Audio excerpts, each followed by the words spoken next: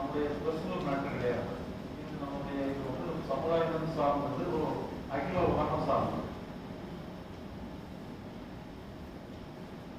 இப்போ பார்த்தீங்கன்னு சொன்னா என்டையர் வேலைன்னு சொன்னா ஒரு பிஸ்னஸ் வேலை. எல்லாரையும் ஒருத்தர் சீட் பண்ற மாதிரி ஒரு ஆர்டிபிஷியலா சில இடங்கள்ல அதிகமான பணமும் சில இடங்கள்ல பணமே இல்லாத வறுமையும் அந்த மாதிரி ஒரு பேலன்ஸ் ஆக மாட்டாங்க.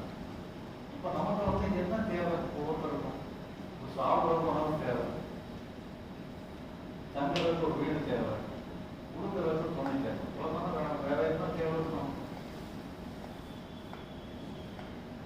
இதெல்லாம் வந்து கொஞ்சம் எளிமையான தேவை. பாத்தீங்கன்னா அதெல்லாம் வந்து சர்ப்ளஸா இருக்கு, தேவைக்கு அதிகமாக இருக்கு.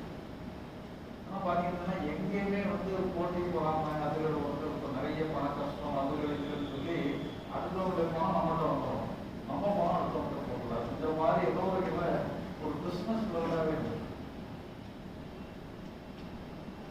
இப்ப இதுல வந்து என்ன ஒரு தீர்வு என்ன மாதிரி பண்ணலாம்?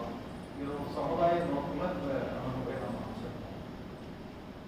இதுல என்ன ரேண்டோமி காம்பவுண்ட் வால்னா என்ன அர்த்தம்னா, நாடுகளுக்கு இடையில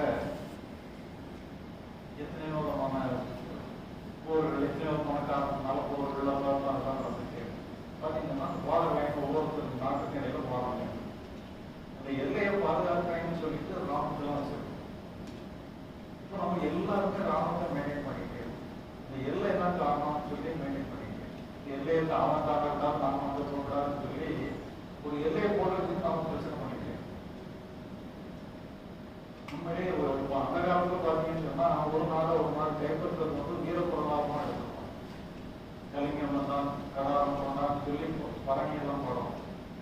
இப்போ வந்து நாம வந்து ஒரு சின்ன நாட்டை நம்ம கைப்பற்றணும்னு சொன்னா பாய்சா வந்தான், இலங்கை வந்தான்னு நம்ம யாரும் பரங்கி போடணும். உனக்கு எதுக்கு இந்த வீடு வேலை, நீ பேசாம போனாட்ட பார்த்து போனியான்னு சொல்லி எல்லாரும் அட்வைஸ் பண்ற மாதிரி இப்போ ஒரு ட்ரெண்டை விட்டாங்க. அடுத்த நாட்டை கைப்பற்றுறது வந்து யாருக்கும் அங்கீகரிக்கிறது.